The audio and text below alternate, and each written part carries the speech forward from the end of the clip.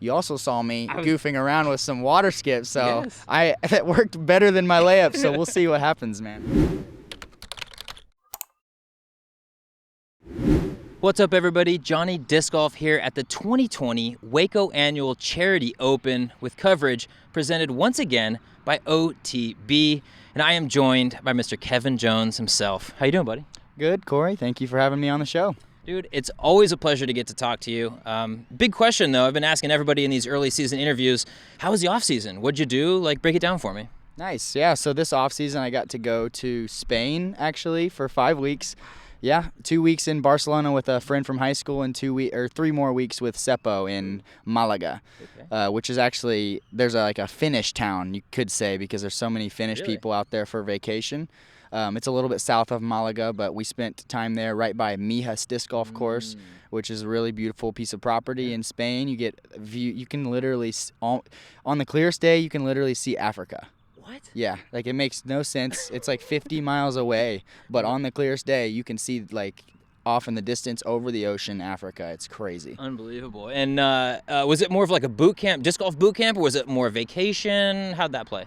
Well, the 2 weeks in Barcelona, there was no disc golf over there, so that was me kind of living in downtown Barcelona with my friend. He was in school though, so like we didn't have much like free nights as far as that's concerned, but we still were able to like sightsee. I got to go see the Barcelona stadium, which was amazing. Yeah, like a dream of mine. Yeah. So do that for 2 weeks, and then the 3 weeks in Malaga with Seppo was like boot camp style, but really it was more like, let's get better at disc golf, let's learn ourselves in the wind, let's keep our putt really solid, and like try to learn new things. For me, I was learning flat throws. Okay. Yeah, so okay. Yeah. One thing that I don't think a lot of people realize, you speak fluent English or fluent Spanish to the point that your phone is like in Spanish. Did you specifically choose Spain because, you know, it worked like that? Well, Spain happened to be Seppo's idea. It was something that he's done in the past, but it's also a country that I've wanted to visit for a long, long time. So getting to go there and actually play disc golf was amazing. That was super awesome. But also speaking Spanish is a huge hobby of mine, as I've spent 4 months in Nicaragua, and I've studied it in college as well. So it's definitely a big hobby of mine, and it's nice to be able to do it whenever I can. Absolutely. Yeah, it really makes traveling handy. You can travel to so many more countries and get around like that. Let's get to disc golf, though. We've got a couple of events under our belt, I believe 3 at least, because you played the Crush last weekend. How's the game feeling heading into Waco?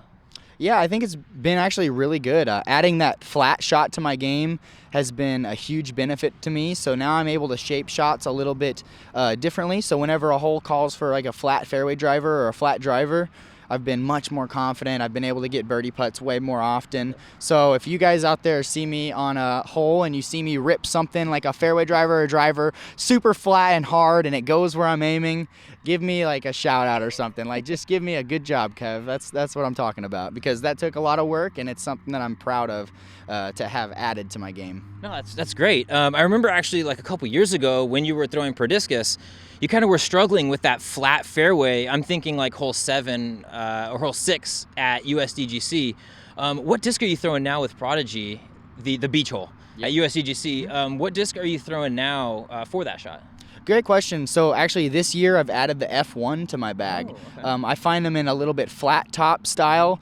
If I can find flat top F1s, which there are plenty actually out there, they are really perfect for that. Another disc that does it really well is the H1V2. It's just like that shot, but a little bit more distance. Okay. And then if you want even more distance, the FX2 is also a great addition to Prodigy's lineup as well. Yeah, I've been loving it. It's a little deep dish. I think it's going to be one of those discs that's a little bit polarizing. Either you love it or it just doesn't necessarily fit your hand. I know Seppo, Vino's throwing it all over the place. I saw Kale throwing it at Wintertime Open. Where do you stand on it? Yeah, I think you're absolutely right with the polarizing effect. It has like a sanded kind of rough bottom feel, which is really unique for a disc, but I think it's awesome.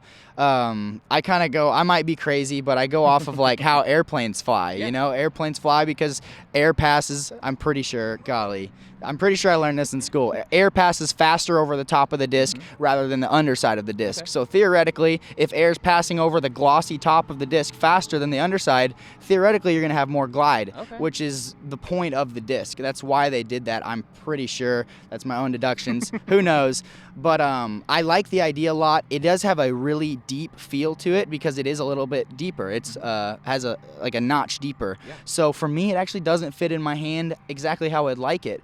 But I will say the flight characteristics of it are incredible. Great. It takes torque like nobody's business. It's overstable but glidey.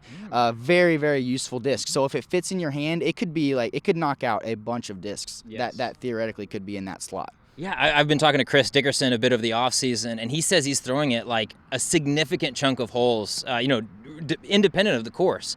So MX3, Will Schustrick's signature disc, in theory. FX2 is tied with Chris Dickerson. Is there an X series that's coming for other players, maybe yourself?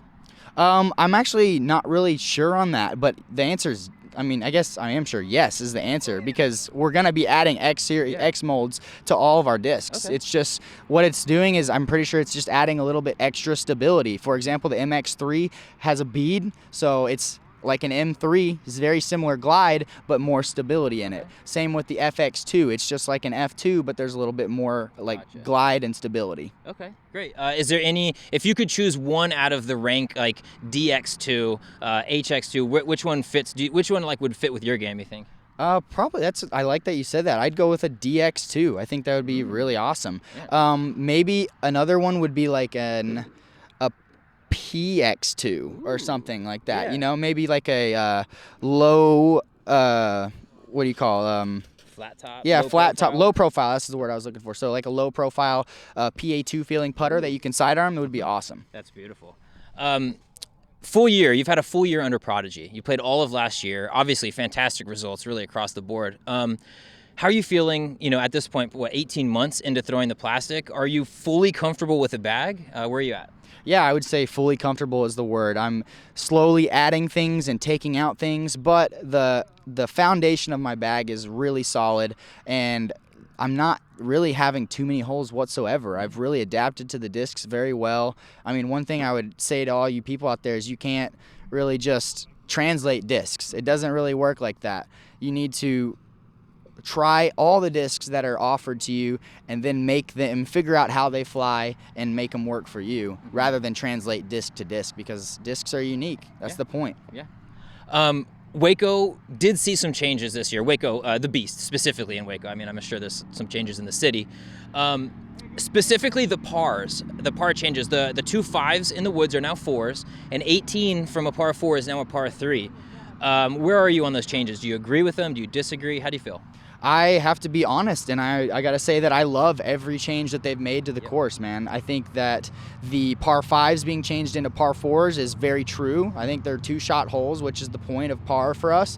And then they also have a few subtle changes of basket locations that just make it, they maximize the potential of the course, I feel like.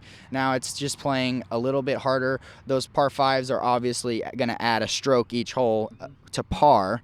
But then you have the subtle changes of basket locations, which probably add up to another stroke or a stroke and a half. Yeah, I was going to say, between 16 and 18, that's a half stroke right there. 16 being pushed a little bit into the trees. 18 is right on that water. Are you laying up, or are you going for 18 this year? Good question, man. I am going to be laying up 18 unless extenuating circumstances, I was hoping you'd say that. Absolutely. So I think the layup plays really good for me. I can throw a D1 real hard on a hyzer, get somewhere safe, and then now that the basket's pushed up, I can just throw a putter very straight and flat into that hillside and park the hole, hopefully. You also saw me goofing around with some water skips, so that worked better than my layup, so we'll see what happens, man.